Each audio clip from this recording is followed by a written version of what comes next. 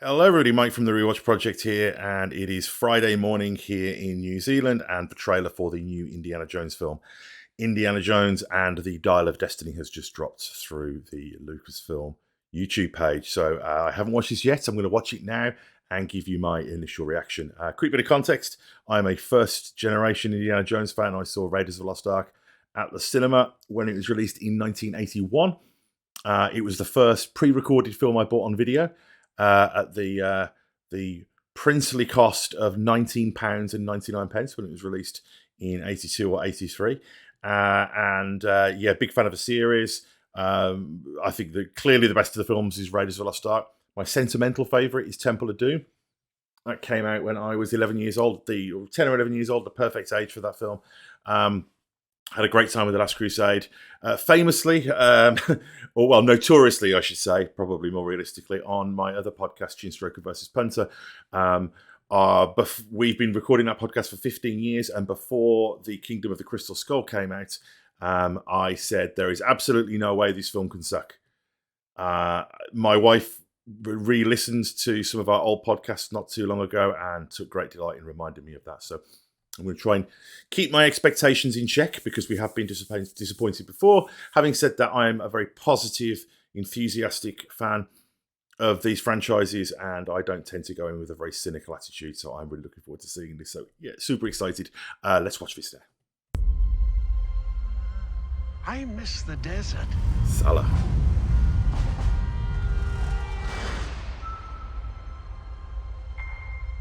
I miss the sea. MacGuffin. And I miss waking up every morning.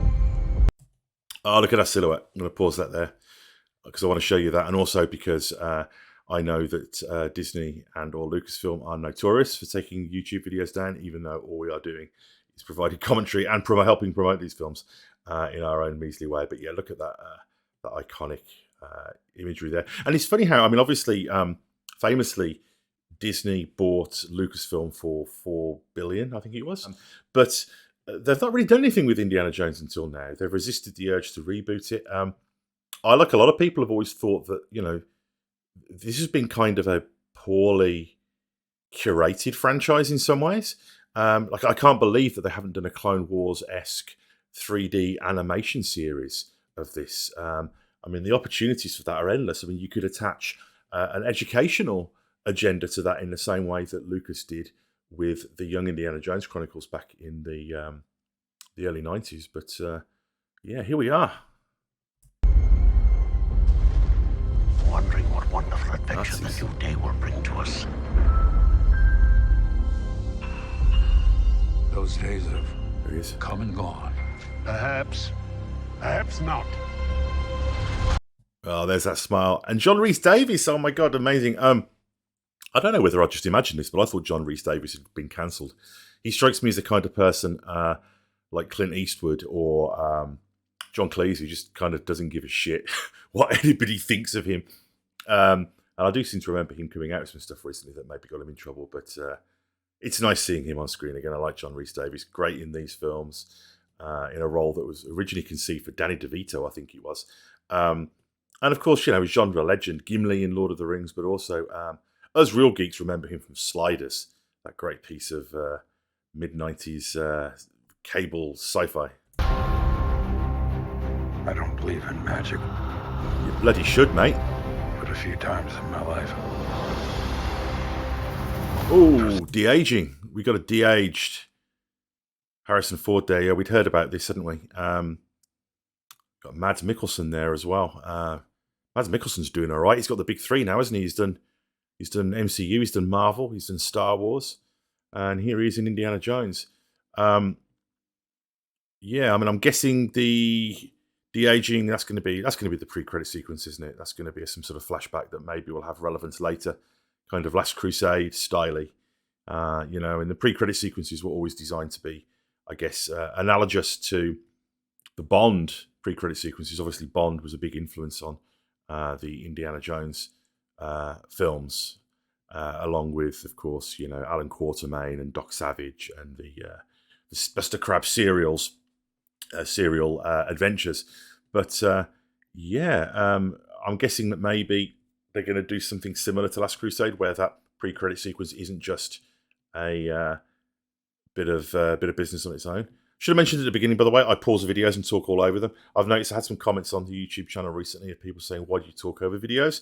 That's kind of the point of reaction videos. Always appreciate comments and constructive criticism, but come on, guys, this is kind of what they are. Yeah, okay.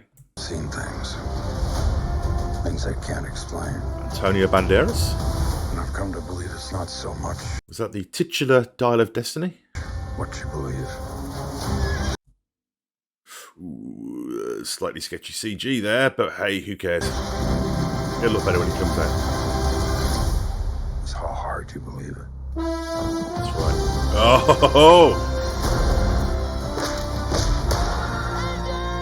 Okay, look, see, this is what it's all about, right? We can be cynical. We can say, oh, that CG looks a bit sketchy, but then the theme kicks in and, come on, look at that. We got goosebumps here.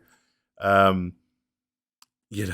mean, it's so ingrained, isn't it? It's so, if you grew up during this era and you go back and you listen to those John Williams scores for these films and, other things, John Barry's scores, James Horner's score for, Krull and Star Trek, The Wrath of Khan, and it takes you back, man. Those sensory memories attached to the music, that goes a long way. And I didn't mention earlier on, but I do notice as well that the trailer opened with the infamous nostalgia piano.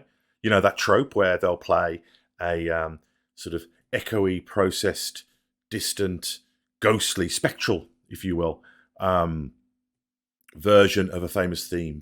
The Disney Star Wars movies did this a lot, and it's become one of those things, a little bit like the haunted female singer covering a rock song trope that was used. It's kind of the 21st century equivalent of in a world, and he was a dog, she was a cat. All of these kind of trailer cliches that have evolved over time. That's another one of them. But yeah, this John Williams music, I mean, I'm going to go back a second because, come on.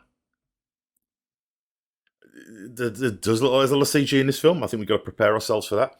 It was one of the criticisms of The Crystal Skull, was it felt very studio bound, and it does feel like they shot that film quite quickly. I feel a little bit better about this film. I mean, Lucas isn't involved. I love George Lucas. I've got a huge amount of respect for George Lucas, but when the last film was made, he was really in the midst of using green screen a lot in environments where arguably it wasn't necessary. And there's this feeling that a lot of filmmakers do this. I mean, if you compare the making of the Lord of the Rings documentaries to the making of The Hobbit, it does feel a little bit that by the time, on the Lord of the Rings, you can see them all traipsing out there in their gumboots, and with plastic over the cameras in rainstorms and all this, really fighting against the elements, And then by the time you get to The Hobbit, it feels pretty much like Peter Jackson could direct those films from sat on the toilet, I know that Ford has said with this film that it was a long shoot and quite a grueling shoot. I mean, the guy's not getting any younger, so of course we're not expecting him to be riding horses and stuff like that. But I do hope there is a little bit of dirt under the fingernails of this film. But yeah. It's how hard you believe it.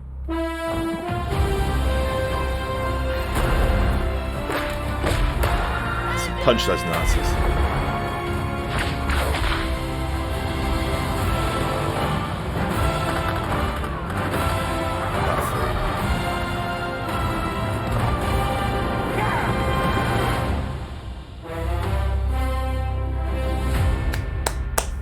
Who is this man? I'm her godfather. Related. Get back.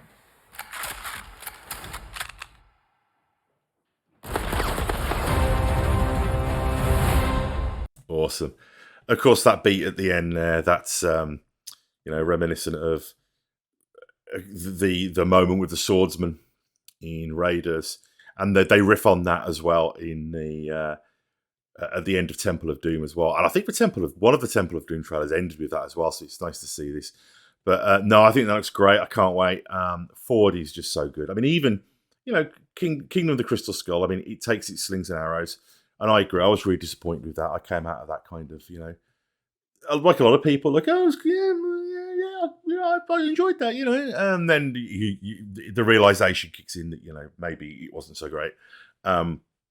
But Ford was great in it, Ford always, he shows up, he was great in the Star Wars sequels as well. Whatever you think about those films, he really committed, and I think that he's in a place in his career where he's going to do that.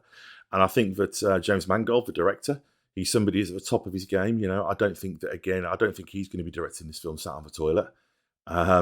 But no, I think that looks awesome. I think it's going to be a hell of a lot of fun. I'm curious to see whether those flashbacks are flashbacks or whether there's a time travel element maybe in this. Who knows? That could be fun.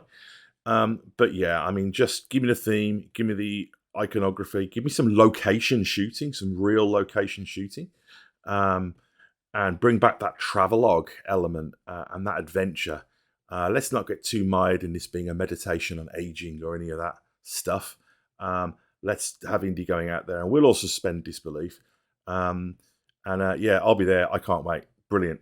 We got new Indiana Jones films, guys. Let's not complain about CG and all of this kind of stuff. We can see that, but it'll probably look better by the time it comes out. And even if it doesn't, none of these films are perfect. Nothing's perfect. I think as long as the spirit of adventure is there, then I will be, and so will lots of other people. And I hope that this franchise gets to continue one way or another, because I think that the pureness of this adventure is something that I would love to see back on the screen again. That's it. Okay, so please do subscribe to this channel. Likes are always appreciated, as are nice commentary. Also, please check out the podcast that goes along with this, the Rewatch Project with Hannah and Mike, where we talk about film, television, pop culture, and we do rewatches of some of our favourite franchises. Also, go and check out some of the other Pod Syndicate shows, my other podcast, ChinStroker versus Punter. All the details here. Speak to you soon, guys. Bye-bye.